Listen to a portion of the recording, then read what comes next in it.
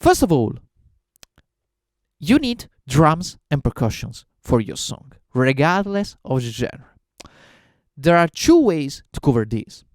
The first one is a microphone input with a physical instrument. If you do that, you must remember that you cannot overdub audio in the session view without using a looper plugin. I'm gonna cover this in another video, but for now, I'm gonna stick to the fact that if you use an audio input, you cannot overdub the audio you're registering. So, either you register all the drums in the same clip, or you have to separate into two different tracks, the drums and the percussions. If you use virtual instruments, just like I do, my suggestion is to separate drums from percussions. I'm gonna show you why. Track number 1 contains the percussions.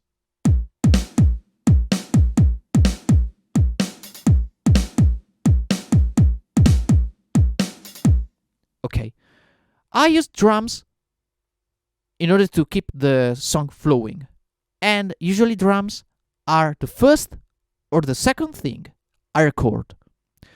Depends on if I want to start easy with some ambient, or if I want to start hard and fast with some hard funk. Drums must be easy accessible every time you need them. So track 1 is drums. You may decide to build a kit or to use a virtual instruments just like a Dick drums or Labs if you need a free one in order to cover all the drums. For example, my kit here is capable of doing also some percussions. For example,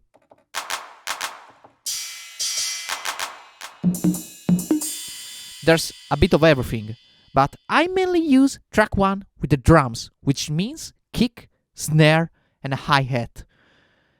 And on channel 2, I have a drum kit I have built inside Ableton with sounds from stock Ableton. I'm gonna tell you how to build it in a separate video. And these percussions are different from the drums, are sort of embellishment. This is a shaker. This is a wood. This is claps. This is snaps. This is a triangle, open and close. This is a Christmas bell, if we want to call it. This is a sort of electric snare, and there are toms here. So these kind of percussions are different from drums, and there is a reason, because they cover two different roles.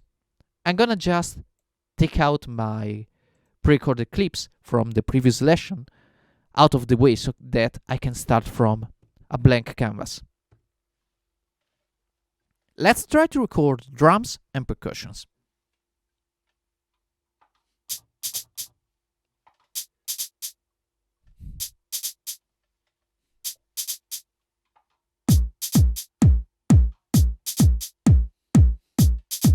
Okay, so now I have kick on channel 1 and percussions, a shaker on channel 2. Let's go back to channel 2, another clap.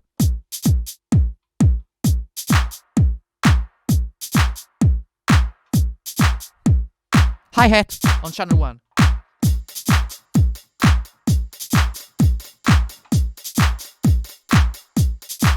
I don't really like it, so I'm gonna quantize. Yeah. Snare on channel 1.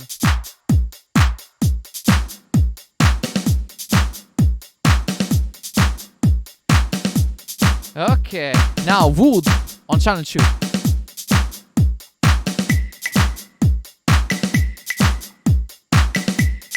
Okay, so now I have drums and percussions on two different layers, because now I can decide to stop them or play them separately. This is because they belong to two different clips.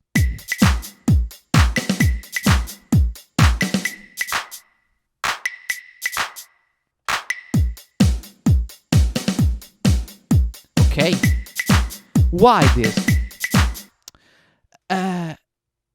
You have to remember that your song is not a cake.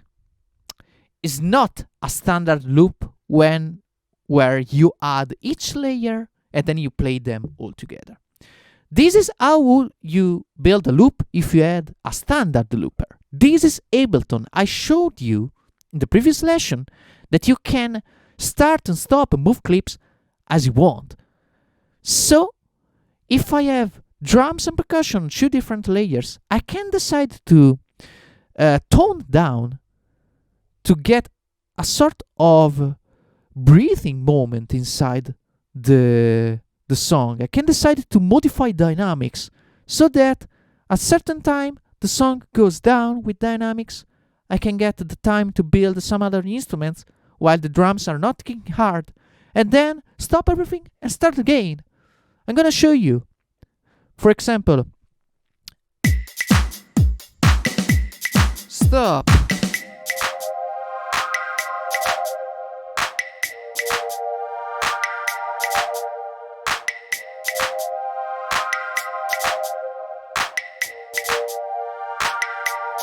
Everything.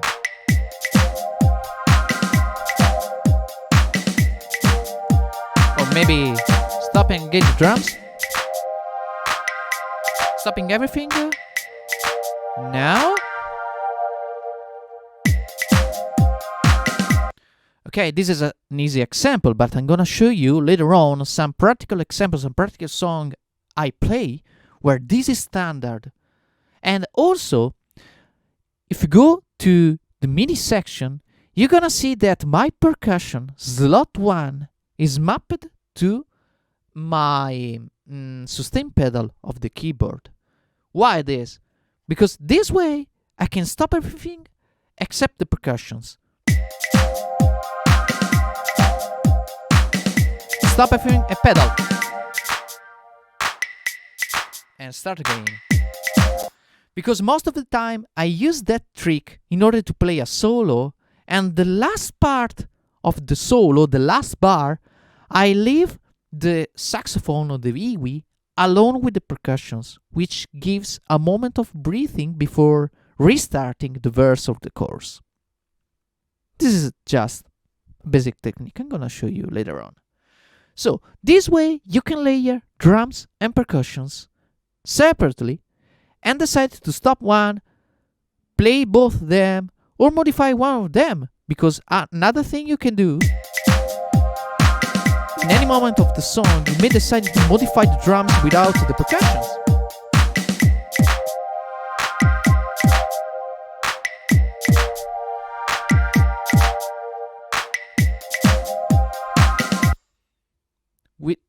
This is freedom, which you cannot do with a normal looper pedal, you know? So, now you have 2 channels with drums and percussions. Remember, you're not obliged to do that. I'm not telling you to build your setup just like mine.